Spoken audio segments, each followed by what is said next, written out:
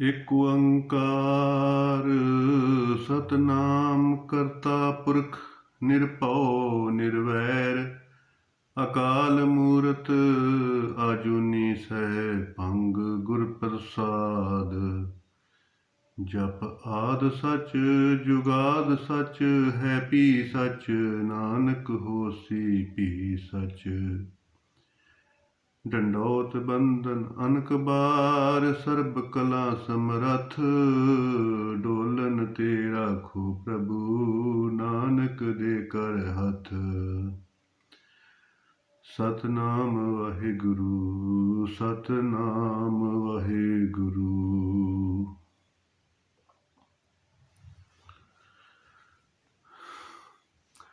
साध संगत, परमेश्वर परमात्मा जी ने मनुख नूं धरती ते भेजिया अंश बना के कि भाई संसार दे विच जाके ते निरपक्ष हो के विचरण करी, निरपक्ष हो के कर्म करी। सारा संसार तेरा स्वरूप है। महाराज कहते ने कि भाई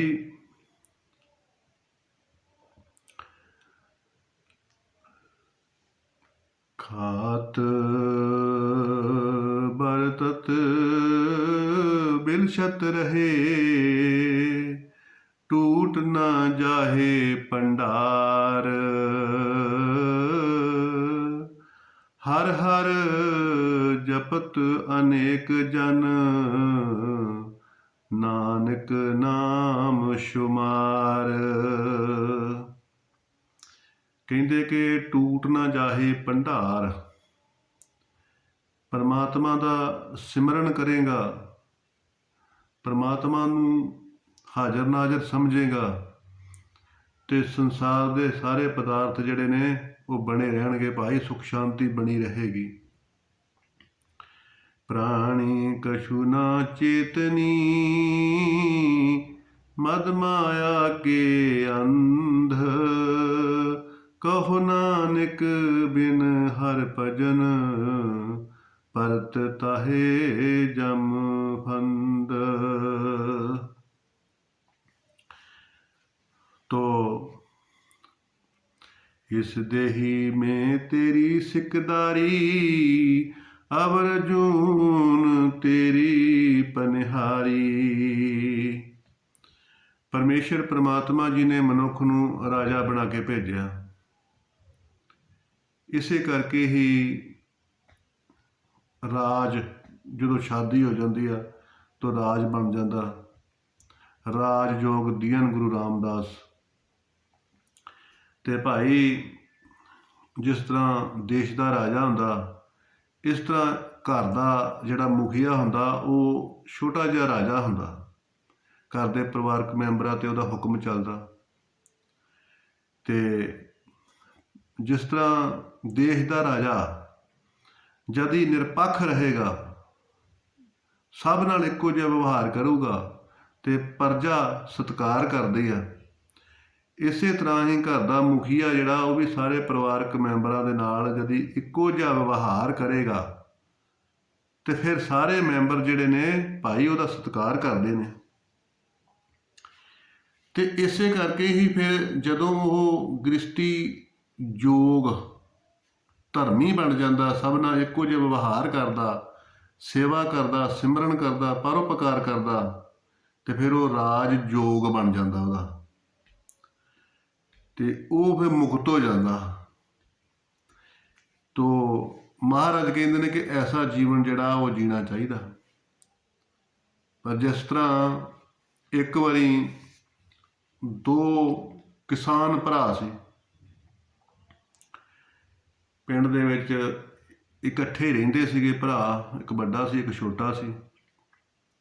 थोड़ी जी उन्हां दी जमीन सीगी, छोटा जिहा घर सीगा ते इकट्ठे ही उन्हां दी रोटी पकदी सीगी, इकट्ठा कार विहार करदे सीगे, काम धंधा जो भी करना इकट्ठिਆਂ ने करना, बड़ा सुख सी शांति सी। ਇੱਕ ਪਰਿਵਾਰ ਨੇ ਯਾਤਰਾ ਤੇ ਜਾਣਾ ਤੇ ਦੂਸਰੇ ਪਰਿਵਾਰ ਨੇ ਸਾਰਾ ਕੁਝ ਸੰਭਾਲ ਲੈਣਾ। ਤੋ ਇਸ ਤਰ੍ਹਾਂ ਕਰਕੇ ਇੱਕ ਇੱਕ ਹੁੰਦਾ ਤੇ 2 11 ਹੁੰਦੇ ਆ। ਤੋ ਇਕੱਠਿਆਂ ਨੇ ਪ੍ਰਸ਼ਾਦਾ ਛਕਣਾ, ਬਹੁਤ ਸੁੱਖ ਸ਼ਾਂਤੀ ਦੇ ਨਾਲ ਦਿਨ ਬਤੀਤ ਹੋ ਰਹੇ ਸੀ। ਪਰ ਅੱਗੇ ਚੱਲ ਕੇ ਇੱਕ ਦਿਨ ਕੀ ਹੋਇਆ ਕਿ ਜਿਹੜਾ ਵੱਡਾ ਭਰਾ ਸੀਗਾ ਉਹ ਬਾਹਰੋਂ ਖੱਤੇ ਦੇ ਵਿੱਚੋਂ 2 ਅੰਬ ਤੋੜ ਕੇ ਲੈ ਕੇ ਆਇਆ। ਇੱਕ ਅੰਬ ਵੱਡਾ ਸੀ, ਪੱਕਾ ਸੀਗਾ, ਤੇ ਇੱਕ ਅੰਬ ਕੱਚਾ ਸੀ ਤੇ ਛੋਟਾ ਸੀ। ਜਦੋਂ ਘਰ ਲੈ ਕੇ ਆਇਆ ਤੇ ਬੱਚੇ ਇਕੱਠੇ ਹੋ ਗਏ, ਤੇ ਜਿਹੜਾ ਛੋਟਾ ਭਰਾ ਸੀਗਾ ਉਹ ਕੋਠੇ ਤੇ ਚੜ੍ਹਿਆ ਸੀਗਾ, ਦੇਖਦਾ ਸੀਗਾ। ਤੇ ਵੱਡੇ ਭਰਾ ਦੇ ਮਨ ਦੇ ਵਿੱਚ ਕਪਟ ਆ ਗਿਆ, ਈਰਖਾ ਆ ਗਈ, ਮੋਹ ਦਾ ਜਾਲ ਆ ਗਿਆ। ਉਹਨੇ ਕੀ ਕੀਤਾ ਕਿ ਆਪਣੇ ਪੁੱਤਰ ਨੂੰ ਵੱਡਾ ਅੰਬ, ਪੱਕਾ ਅੰਬ ਦੇਤਾ, ਤੇ ਭਰਾ ਦੇ ਪੁੱਤਰ ਨੂੰ ਕੱਚਾ ਅੰਬ, ਛੋਟਾ ਅੰਬ ਦੇਤਾ। ਤੇ ਇਹ ਉੱਤੇ ਵੇਖਦਾ ਸੀਗਾ ਛੋਟਾ ਭਰਾ ਕੋਠੇ ਤੇ ਚੜ੍ਹਿਆ ਹੋਇਆ। ਜਦੋਂ ਉਹਨੇ ਮਨ ਦੇ ਵਿੱਚ ਦੇਖਿਆ ਕਿ ਇਹ ਅੱਗੇ ਤੇ ਇਸ ਤਰ੍ਹਾਂ ਕਦੀ ਕੀਤਾ ਨੀਗਾ ਮੇਰੇ ਵੱਡੇ ਭਰਾ ਨੇ, ਕੋਈ ਵੀ ਚੀਜ਼ ਲੈ ਕੇ ਆਉਂਦਾ ਸੀਗਾ ਤੇ ਸਾਰਿਆਂ ਨੂੰ ਇੱਕੋ ਜਿਹੀ ਵੰਡ ਕੇ ਦਿੱਤੀ ਜਾਂਦੀ ਸੀਗੀ, ਆਪਣਾ ਬਗਾਨਾ ਨਹੀਂ ਸੀ ਦੇਖਿਆ ਜਾਂਦਾ। ਪਰ ਹੁਣ ਵਿਆਹ ਤੋਂ ਬਾਅਦ ਬੱਚੇ ਵੱਡੇ ਹੋ ਗਿਆ, ਇਸ ਕਰਕੇ ਹੁਣ ਇਹ ਜੋ ਮੈਂ ਦੇਖਿਆ ਵਾ ਇਹ ਠੀਕ ਨਹੀਂ ਦੇਖਿਆ। ਤੋ ਉਹ ਮਨ ਦੇ ਵਿੱਚ ਸੋਚਣ ਲੱਗਾ ਕਿ ਇਹ ਤਾਂ ਠੀਕ ਨਹੀਂ ਹੋਇਆ।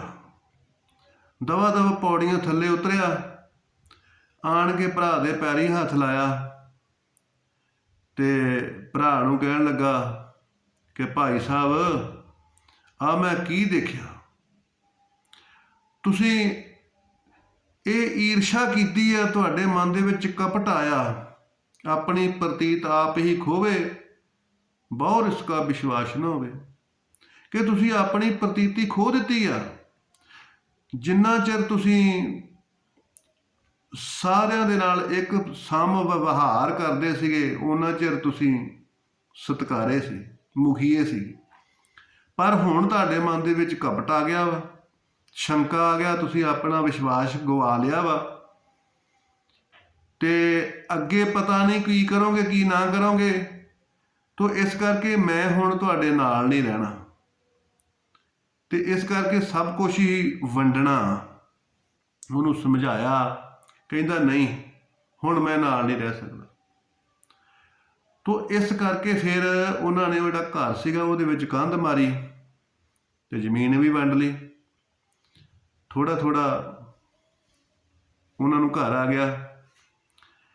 ਤੋ ਜਿਹੜਾ ਛੋਟਾ ਭਰਾ ਸੀ ਆ ਉਹ ਕਹਿਣ ਲੱਗਾ, ਕਹਿੰਦਾ ਭਾਈ ਸਾਹਿਬ 5 ਕਿਲੋ ਦੁੱਧ ਹੋਵੇ ਨਾ ਤੇ ਵਿੱਚ ਅੱਧਾ ਕਿਲੋ ਪਾਣੀ ਪਾ ਦਈਏ ਤੇ ਦੁੱਧ ਜਿਹੜਾ ਹੈਗਾ ਉਹ ਮਿਕਸ ਕਰ ਲੈਂਦਾ, ਦੁੱਧ ਜਿਹੜਾ ਉਹ ਪਾਣੀ ਨੂੰ ਢੱਕ ਲੈਂਦਾ। ਤੇ ਜੇਕਰ 5 ਕਿਲੋ ਦੁੱਧ ਦੇ ਵਿੱਚ 1 ਚਮਚਾ ਨਿੰਬੂ ਦਾ ਰਸ ਪਾ ਦਈਏ ਤੇ ਫਿਰ ਉਹ ਦੁੱਧ ਜਿਹੜਾ ਹੈਗਾ ਉਹ ਫਟ ਜਾਂਦਾ, ਖਰਾਬ ਹੋ ਜਾਂਦਾ। ਤੋ ਇਸ ਕਰਕੇ ਕਹਿੰਦਾ ਕਿ ਜਦੋਂ ਤੁਸੀਂ ਵੱਡੇ ਸੀ ਨਾ, ਵੱਡੇ ਹੋਣ ਦੇ ਨਾਤੇ ਮੁਖੀਏ ਸੀਗੇ ਤੇ ਤੁਸੀਂ ਖਾਂਦੇ ਪੀਂਦੇ ਸੀਗੇ ਤੇ ਸਾਰਾ ਕੁਝ ਪਚਦਾ ਸੀਗਾ। ਪਰ ਹੁਣ ਤੁਸੀਂ ਜਿਹੜਾ ਤੁਹਾਡੇ ਮਨ ਦੇ ਵਿੱਚ ਕਪਟ ਆ ਗਿਆ, ਰਾਗ ਦਵੇਸ਼ ਰੂਪੀ ਜਿਹੜਾ ਤੁਸੀਂ ਨਿੰਬੂ ਦਾ ਸੱਤ ਪਾ ਦਿੱਤਾ ਨਾ, ਇਹਨੇ ਕਹਿੰਦਾ ਸਾਰਾ ਦੁੱਧ ਫਟਾਤਾ, ਇਹਨੇ ਸਾਰਾ ਕਹਾਣੀ, ਇਹਨੇ ਮੇਰਾ ਮਨ ਫਟਾਤਾ, ਤੇ ਇਹ ਤੁਸੀਂ ਚੰਗਾ ਨਹੀਂ ਕੀਤਾ। ਉਹਨਾਂ ਨੇ ਫਿਰ ਘਰ ਦੇ ਵਿੱਚ ਕੰਧ ਮਾਰੀ, ਜ਼ਮੀਨ ਵੰਡ ਲਈ, ਤੇ ਦੋਨੇ ਭਰਾ ਹੀ ਬਹੁਤ ਦੁਖੀ ਹੋਏ। ਤੋ ਇਸ ਕਰਕੇ ਮਹਾਰਾਜ ਕਹਿੰਦੇ ਨੇ ਕਿ ਉਹਨੇ ਵੱਖਰਾ ਘਰ ਬਣਾ ਲਿਆ। ਤੋ ਬ੍ਰਹਮ ਗਿਆਨੀ ਸਦਾ ਨਿਰਦੋਖ, ਜੈਸੇ ਸੂਰ ਸਰਬ ਕੋ ਸੋਖ, ਮੋਹ ਵਿਆਪੇ ਮਾਇਆ ਜਾਲ। ਤੋ ਜਿਸ ਤਰ੍ਹਾਂ ਉਹਦੇ ਮਨ ਦੇ ਵਿੱਚ ਮੋਹ ਆਇਆ ਕਿ ਮੇਰੇ ਪੁੱਤਰ ਨੂੰ ਮਿੱਠਾ ਅੰਬ ਚਾਹੀਦਾ। ਤੋ ਇਹ ਜਿਹੜਾ ਮੋਹ ਸੀ ਨਾ, ਇਹੋ ਹੀ ਉਹਦਾ ਜੰਜਾਲ ਬਣ ਗਿਆ ਤੇ ਉਹਦਾ ਮੁਖੀਆਪਣ ਵੀ ਖਤਮ ਹੋ ਗਿਆ ਤੇ ਉਹ ਤੰਗ ਵੀ ਜ਼ਿਆਦਾ ਹੋ ਗਿਆ, ਕਿਉਂਕਿ ਮਾਂ ਪਿਓ ਜਿਹੜਾ ਸੀ ਉਹ ਛੋਟੇ ਦੇ ਨਾਲ ਹੋ ਗਿਆ। ਤੋ ਇਸ ਕਰਕੇ ਮਹਾਰਾਜ ਕਹਿੰਦੇ ਨੇ ਕਿ ਭਾਈ, ਜੇ ਤੈਨੂੰ ਪਦ ਪ੍ਰਤਿਸ਼ਠਾ ਮਿਲੀ ਆ, ਤੈਨੂੰ ਰਾਜ ਭਾਗ ਮਿਲਿਆ, ਵੱਡੇ ਹੋਣ ਦਾ ਤੈਨੂੰ ਮਾਣ ਮਿਲਿਆ ਵਾ ਨਾ, ਤੇ ਭਾਈ ਤੂੰ ਫਿਰ ਨਿਰਪੱਖ ਰਵੀਂ, ਧਰਮ ਰਾਜਾ ਬਣ ਕੇ ਰਵੀਂ।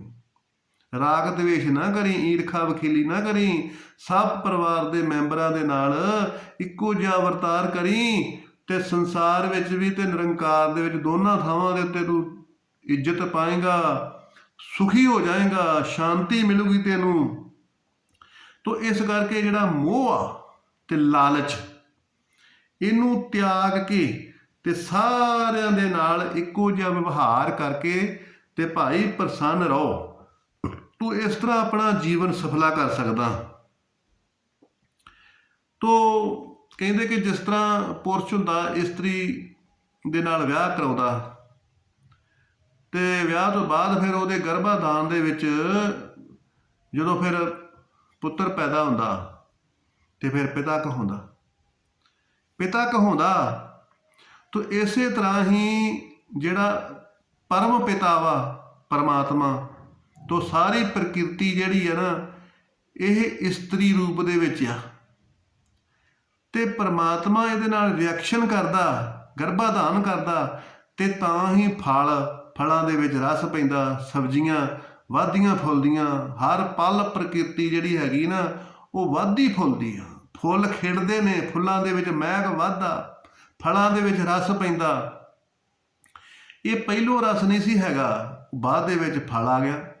ਪਹਿਲੋਂ ਫਲ ਨਹੀਂ ਸੀ ਹੈਗਾ, ਬਾਅਦ ਦੇ ਵਿੱਚ ਫਲ ਆ ਗਿਆ। ਤੋ ਇਹੋ ਹੀ ਜਿਹੜਾ ਪ੍ਰਕਿਰਤੀ ਜਿਹੜੀ ਹੈਗੀ ਆ, ਉਹ ਇਸਤਰੀ ਰੂਪ ਦੇ ਵਿੱਚ ਆ, ਤੇ ਪਰਮਾਤਮਾ ਪਿਤਾ ਦੇ ਰੂਪ ਦੇ ਵਿੱਚ ਆ। ਉਹਦੇ ਰਿਐਕਸ਼ਨ ਤੋਂ ਜਿਹੜਾ ਫਲ ਆਇਆ, ਉਹ ਇਸੇ ਕਰਕੇ ਹੀ ਉਹ ਪਰਮ ਪਿਤਾ ਪਰਮਾਤਮਾ ਬਣਿਆ। ਤੋ ਪਿਤਾ ਦਾ ਮਤਲਬ ਹੁੰਦਾ ਪਿੱਤ ਦਾ ਮਤਲਬ ਹੁੰਦਾ ਗਰਮੀ। ਤੋ ਸਭ ਪ੍ਰਕਿਰਤੀ ਜਿਹੜੀ ਹੈਗੀ ਹੈ, ਗਰਮੀ ਤੋਂ ਹੀ ਫਲ ਪੱਕਦੇ ਨੇ, ਗਰਮੀ ਤੋਂ ਹੀ ਫਸਲਾਂ ਪੱਕਦੀਆਂ, ਗਰਮੀ ਦੇ ਨਾਲ ਹੀ ਸਾਰੀਆਂ ਫਸਲਾਂ, ਦਾਲਾਂ, ਜੋ ਵੀ ਪਦਾਰਥ ਹੈ ਉਹ ਗਰਮੀ ਦੇ ਨਾਲ ਹੀ ਪੱਕਦਾ, ਤੇ ਗਰਮੀ ਨੂੰ ਪਿੱਤ ਕਹਿੰਦੇ ਆ। ਤੋ ਪਿੱਤ ਤੋਂ ਹੀ ਪਿਤਾ ਬਣਿਆ ਹੋਇਆ। ਤੋ ਇਸ ਕਰਕੇ ਉਹ ਪਰਮ ਪਿਤਾ, ਉਹਦੀ ਪਿੱਤ ਤੋਂ ਸਾਰੀ ਪ੍ਰਕਿਰਤੀ ਪੱਕਦੀ ਹੈ, ਫਲਦੀ ਹੈ। ਤੋ ਮਹਾਰਾਜ ਕਹਿੰਦੇ ਨੇ ਕਿ ਭਾਈ, ਤੌਲ ਧਰਮ ਦਇਆ ਕਾ ਪੂਤ, ਸੰਤੋਖ ਥਾਪ ਰੱਖਿਆ ਜਿਨੀ ਸੂਤ। ਇਸੇ ਕਰਕੇ ਹੀ ਸਾਰੀ ਪ੍ਰਕਿਰਤੀ ਧਰਮ ਦੀ ਦ੍ਰਿਸ਼ਟੀ ਦੇ ਨਾਲ ਦੇਖੀਏ ਤੇ ਭਾਈ ਉਹ ਸਾਰੇ ਇੱਕੋ ਸੂਤਰ 'ਚ ਬੱਝੀ ਹੋਈ ਆ। ਤੋ ਮਾਤ ਪਿਤਾ ਹੰਬਾਰਕ ਤੇਰੇ, ਤੁਮਰੀ ਕਿਰਪਾ ਮੈਂ ਸੂਖ ਨੇਰੇ। ਤੋ ਪ੍ਰੇਮ ਧਰਮ ਕਾ ਮੂਲ ਹੈ। ਜੋ ਜਿਹੜਾ ਪ੍ਰੇਮ ਹੁੰਦਾ ਨਾ, ਇਹ ਸਭ ਧਰਮ ਦਾ ਮੂਲ ਹੁੰਦਾ। ਜੇ ਪ੍ਰੇਮ ਨਹੀਂ ਹੈਗਾ ਤੇ ਕੁਛ ਵੀ ਨਹੀਂ ਹੈਗਾ, ਜੇ ਪ੍ਰੇਮ ਆ ਤੇ ਸਭ ਕੁਛ ਹੀ ਹੈਗਾ ਵਾ। ਤੋ ਇਸੇ ਕਰਕੇ ਮਹਾਰਾਜ ਕਹਿੰਦੇ ਨੇ ਕਿ ਦੇਖੋ, ਸੂਰਜ ਆ, ਤੇ ਸੂਰਜ ਸਦਾ ਹੀ ਰੋਸ਼ਨੀ ਦਿੰਦਾ, ਸੂਰਜ ਸਦਾ ਨਿੱਘ ਦਿੰਦਾ। ਇਹੋ ਹੀ ਉਹਦਾ ਪ੍ਰੇਮ ਆ। ਪ੍ਰੇਮ ਇਹੋ ਹੀ ਆ। ਹਵਾ ਸਾਰਿਆਂ ਨੂੰ ਸ਼ੀਤਲਤਾ ਦਿੰਦੀ ਹੈ, ਇਹ ਹਵਾ ਦਾ ਪ੍ਰੇਮ ਆ। ਆਪਣਾ ਉਹ ਜਿਹੜੇ ਪੰਜੇ ਤੱਤ ਨੇ, ਆਪਣੇ ਆਪਣੇ ਰੂਪ ਦੇ ਵਿੱਚ ਮਿੱਟੀ ਜਿਹੜੀ, ਧਰਤੀ ਜਿਹੜੀ ਹੈਗੀ ਆ, ਇਹ ਧਰਤੀ ਵੀ ਹਮੇਸ਼ਾ ਹੀ ਖਾਣ ਪੀਣ ਵਾਸਤੇ ਪਦਾਰਥ ਦਿੰਦੀ ਹੈ, ਗੰਧ ਦਿੰਦੀ ਹੈ। ਇਸ ਕਰਕੇ ਇਹ ਵੀ ਪਦਾਰਥ, ਇਹ ਧਰਤੀ ਦਾ ਨਾਂ ਹੀ ਧਰਤੀ, ਧੈਰਿਆ ਇਤੀ ਧਰਤੀ, ਯਾਨੀ ਜਿਹਦੇ ਵਿੱਚ ਬਹੁਤ ਜ਼ਿਆਦਾ ਧੈਰਿਆ ਵਾ। ਧਰਤੀ ਦਾ ਮਤਲਬ ਹੁੰਦਾ ਧੈਰਿਆ ਤੀ, ਜਿਹਦੇ ਵਿੱਚ ਬਹੁਤ ਜ਼ਿਆਦਾ ਧੈਰਿਆ ਵਾ, ਧੀਰਜ ਆ। ਤੋ ਸਦਾ ਹੀ ਧੀਰਜ ਰੱਖਦੀ ਹੈ, ਕਿਸੇ ਨੂੰ ਡਿੱਗਣ ਨਹੀਂ ਦਿੰਦੀ, ਆਪਣੇ ਨਾਲ ਜੋੜ ਕੇ ਰੱਖਦੀ ਹੈ। ਤੋ ਇਸੇ ਕਰਕੇ ਉਹ ਵੀ ਪ੍ਰੇਮ ਕਰਦੀ ਹੈ। ਤੋ ਸਾਰੀ ਪ੍ਰਕਿਰਤੀ ਜਿਹੜੀ ਹੈਗੀ ਆ, ਆਪਣੇ ਆਪਣੇ ਤਰੀਕੇ ਦੇ ਨਾਲ ਪ੍ਰੇਮ ਕਰਦੀ ਆ। ਤੋ ਮਹਾਰਾਜ ਕਹਿੰਦੇ ਕਿ ਕਦੀ ਵੀ ਸੂਰਜ ਜਿਹੜਾ ਉਹ ਛੁੱਟੀ ਨਹੀਂ ਕਰਦਾ, ਇਹ ਪ੍ਰਕਿਰਤੀ ਕਦੀ ਵੀ ਛੁੱਟੀ ਨਹੀਂ ਕਰਦੀ, ਹਰ ਵੇਲੇ ਆਪਣਾ ਜੋ ਦਾਇਤ ਆ ਉਹਨੂੰ ਨਿਭਾਉਂਦੀ ਆ। ਤੋ ਇਹੋ ਹੀ ਪ੍ਰਕਿਰਤੀ ਦਾ ਪ੍ਰੇਮ ਹੁੰਦਾ। ਤੋ ਕਹਿੰਦੇ ਨੇ ਕਿ ਜੀਵ ਤੂੰ ਤੇ ਕੁਝ ਵੀ ਨਹੀਂ ਹੈਗਾ, ਤੇਰੇ ਨਾਲੋਂ ਤੇ ਕੁੱਤਾ ਜਿਹੜਾ ਉਹ ਹੀ ਜ਼ਿਆਦਾ, ਉਹਦੇ ਵਿੱਚ ਜ਼ਿਆਦਾ ਸੁੰਘਣ ਸ਼ਕਤੀ ਹੁੰਦੀ ਹੈ, ਤੇ ਤੇਰੇ ਨਾਲੋਂ ਤੇ ਘੋੜਾ ਹੀ ਜ਼ਿਆਦਾ ਮਜ਼ਬੂਤ ਹੁੰਦਾ ਜਿਹੜਾ ਦੌੜਦਾ ਜ਼ਿਆਦਾ ਵਾ। ਤੂੰ ਫੇਰ ਵੀ ਕਹਿੰਦਾ ਕਿ ਤੂੰ ਫੇਰ ਵੀ ਕਹਿਣਾ ਕਿ ਮੈਂ ਪ੍ਰਥਮ ਆ, ਮੇਰੇ ਤੋਂ ਉੱਤੇ ਕੋਈ ਵੀ ਨਹੀਂ ਹੈਗਾ, ਇਸ ਦੇ ਹੀ ਮੈਂ ਤੇਰੀ ਸਿਕਦਾਰੀ ਅਵਰਜੂਨ ਤੇਰੀ ਭਨਿਹਾਰੀ। ਤੋ ਇਸੇ ਕਰਕੇ ਹੀ ਹੈ ਕਿ ਤੂੰ ਪਰਮਾਤਮਾ ਦੀ ਅੰਸ਼ ਆ, ਤੇ ਅੰਸ਼ ਹੋਣ ਕਰਕੇ ਹੀ ਤੂੰ ਮਹਾਨ ਆ। ਤੇ ਤੂੰ ਮਹਾਨ ਤਾਂ ਵਾ ਜੇ ਤੂੰ ਕਰਮ ਸ਼ੁੱਧ ਕਰੇ, ਪਰਉਪਕਾਰ ਕਰੇ, ਦੂਸਰੇ ਦਾ ਭਲਾ ਕਰੇ, ਦੂਸਰੇ ਨੂੰ ਪ੍ਰੇਮ ਕਰੇ, ਦੂਸਰੇ ਦੀ ਦਇਆ ਕਰੇ, ਤੇ ਤਾਂ ਹੀ ਤੂੰ ਭਾਈ ਪਰਮਾਤਮਾ ਦੀ ਅੰਸ਼ ਕਹਾਉਣ ਦੇ ਲੈ ਗਿਆ। ਤੋ ਉਹ ਦੋਵੇਂ ਜਿਹੜੇ ਭਰਾ ਸੀਗੇ ਉਹ ਹੁਣ ਸ਼ਰੀਕਾ ਬਣ ਗਏ, ਤੇ ਸ਼ਰੀਕਾ ਬਣ ਗਏ ਤੇ ਹੁਣ ਇੱਕ ਦੂਸਰੇ ਨੂੰ ਅੱਖਾਂ ਲਾਲ ਦਿਖਾਉਣ ਲੱਗ ਪਏ। ਤੇ ਹੁਣ ਰੋਟੀ ਪਾਣੀ ਖਤਮ, ਬੋਲਣਾ ਚਾਲਣਾ ਖਤਮ, ਜੀ ਜਾਤ ਰੰਗਾ ਕੇ ਨਾਮ। ਤੋ ਮਹਾਰਾਜ ਕਹਿੰਦੇ ਨੇ ਕਿ ਭਾਈ ਇੱਕ ਦਿਨ ਵੱਡੇ ਭਰਾ ਦੇ ਨਿਆਣੇ ਬੱਚੇ ਜਿਹੜੇ ਆ ਉਹ ਕਹਿਣ ਲੱਗੇ ਕਿ ਪਿਤਾ ਜੀ ਇਹ ਕੌਣ ਆ?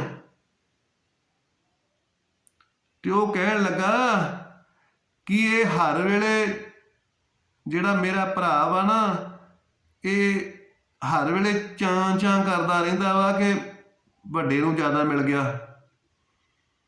ਤੋ ਇਹ ਹਰ ਵੇਲੇ ਚਾਂ ਚਾਂ ਕਰਦਾ ਰਹਿੰਦਾ, ਇਸ ਕਰਕੇ ਇਹਨੂੰ ਚਾਚਾ ਕਹਿ ਦਿਆ ਕਰੋ ਤੇ ਇਹਦੀ ਘਰਵਾਲੀ ਨੂੰ ਚਾਚੀ ਕਹਿ ਦਿਆ ਕਰੋ। ਉਦੋਂ ਤੋਂ ਚਾਚਾ ਨਾਮ ਪਿਆ ਵਾ। ਚਾਚਾ ਦਾ ਮਤਲਬ ਹੁੰਦਾ ਜਿਹੜਾ ਚਾਂ ਚਾਂ ਕਰਨ ਵਾਲਾ, ਵੱਡੇ ਨੂੰ ਦੇਖ ਕੇ ਜਿਹੜਾ ਹਰ ਵੇਲੇ ਚਾਂ ਚਾਂ ਕਰੇ ਉਹ ਚਾਚਾ। ਤੋ ਇਸੇ ਤਰ੍ਹਾਂ ਹੀ ਛੋਟੇ ਭਰਾ ਦੇ ਜਿਹੜੇ ਬੱਚੇ ਸੀਗੇ ਉਹ ਵੀ ਕਹਿਣ ਲੱਗੇ ਕਿ ਪਿਤਾ ਜੀ ਇਹ ਕੌਣ ਆ, ਇਹ ਕੀ ਲੱਗਦਾ ਸਾਡਾ? ਤੇ ਉਹ ਛੋਟਾ ਭਰਾ ਕਹਿਣ ਲੱਗਾ ਕਿ ਜਦੋਂ ਦੇ ਵੱਖਰੇ ਹੋਏ ਆ ਇਹਦਾ ਰਾਜ ਭਾਗ ਖਤਮ ਹੋ ਗਿਆ, ਵੱਡੇ ਦਾ ਜਿਹੜਾ ਮੁਖੀਆਪਣ ਸੀ, ਇਹਦੇ ਹੱਥ ਵਿੱਚ ਸਾਰਾ ਕੁਝ ਸੀਗਾ, ਲੈਣਾ ਦੇਣਾ ਖਰਚਾ ਪਾਣੀ ਐਸ਼ ਕਰਦਾ ਸੀਗਾ, ਉਹ ਸਾਰਾ ਖਤਮ ਹੋ ਗਿਆ। ਇਸ ਕਰਕੇ ਇਹ ਤਪਦਾ ਰਹਿੰਦਾ ਤੇ ਇਹ ਤੰਦੂਰ ਵਾਂਗੂ ਤਾਇਆ ਰਹਿੰਦਾ ਵਾ, ਇਸ ਕਰਕੇ ਇਹਨੂੰ ਤਾਇਆ ਕਹਿ ਦਿਆ ਕਰੋ, ਘਰ ਵਾਲੀ ਨੂੰ ਤਾਈ ਕਹਿ ਦਿਆ ਕਰੋ। ਤੋ ਤਾਏ ਦਾ ਮਤਲਬ ਹੁੰਦਾ ਜਿਹੜਾ ਹਰ ਵੇਲੇ ਤੰਦੂਰ ਵਾਂਗੂ ਤਪਦਾ ਰਹੇ। ਤੋ ਮਹਾਰਾਜ ਕਹਿੰਦੇ ਕਿ ਭਾਈ ਇਹ ਨਾਮ ਜਿਹੜੇ ਨੇ ਨਾ ਸੰਸਾਰ ਦੇ, ਇਹ ਮਜ਼ਾਕ ਆ। ਇਹ ਸੰਸਾਰ ਕੀ ਵਡਿਆਈ ਅੱਧੀ ਵਿੱਚ ਹੀ ਜਾਣ। ਸੰਸਾਰ ਦੀ ਜਿਹੜੀ ਵਡਿਆਈ ਹੈ ਨਾ, ਕਿੰਨਾ ਵੀ ਮਰਜ਼ੀ ਕਰ ਲਓ, ਅਖੀਰ ਦੇ ਵਿੱਚ ਪਰਮਾਤਮਾ ਤੋਂ ਬਗੈਰ ਵਡਿਆਈ ਨਹੀਂ, ਪਰਮਾਤਮਾ ਤੋਂ ਬਗੈਰ ਗਤੀ ਨਹੀਂ। ਹਿਰਦੇ ਗਿਆਨ ਮੁਕਤੀ।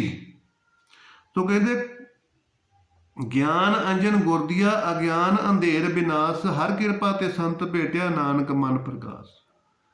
ਗਿਆਨ ਤੋਂ ਬਗੈਰ ਮੁਕਤੀ ਨਹੀਂ, ਤੇ ਗਿਆਨ ਲੈਣ ਵਾਸਤੇ ਆਇਆ ਸੀਗਾ। ਹੁਣ ਇੱਕ ਚਾਂ ਬਣ ਗਿਆ, ਇੱਕ ਤਾਇਆ ਬਣ ਗਿਆ।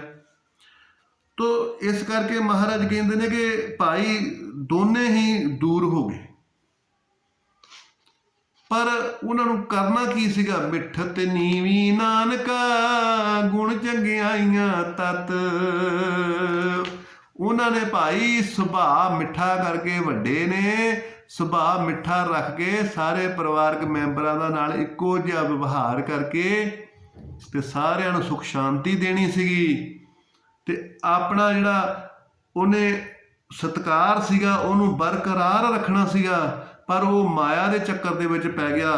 ਤੋ ਇਸ ਕਰਕੇ ਉਹਦਾ ਸਾਰਾ ਕੁਝ ਹੀ ਬਰਬਾਦ ਹੋ ਗਿਆ। ਤੋ ਕਹਿੰਦੇ ਕਿ ਘਰ ਦਾ ਜਿਹੜਾ ਮੁਖੀਆ ਉਹ ਇੱਕ ਰਾਜਾ ਹੁੰਦਾ। ਤੋ ਰਾਜਾ ਸਮ ਵਿਵਹਾਰ ਕਰੇ ਤੇ ਪ੍ਰਜਾ ਪ੍ਰਸੰਨ ਰਹਿੰਦੀ ਆ। ਘਰ ਦਾ ਮੁਖੀਆ ਜਿਹੜਾ ਹੈਗਾ ਉਹ ਵਿਵਹਾਰ ਗਲਤ ਕਰੇ ਤੇ ਪਰਿਵਾਰਕ ਮੈਂਬਰ ਜਿਹੜੇ ਨੇ ਉਹਦਾ ਸਾਥ ਛੱਡ ਜਾਂਦੇ ਨੇ ਤੇ ਬਰਬਾਦ ਹੋ ਜਾਂਦੇ ਆ। ਤੋ ਕਹਿੰਦੇ ਆ ਕਿ ਜਿਸ ਤਰ੍ਹਾਂ ਪਾਣੀ ਦਾ ਡੈਮ ਹੁੰਦਾ, ਇੱਕ ਵਾਰੀ ਅਸੀਂ ਵੀ ਪਹਾਖੜਾ ਡੈਮ ਔਰ ਨੰਗਲ ਹੈਡ ਤੇ ਉੱਥੇ ਗਏ।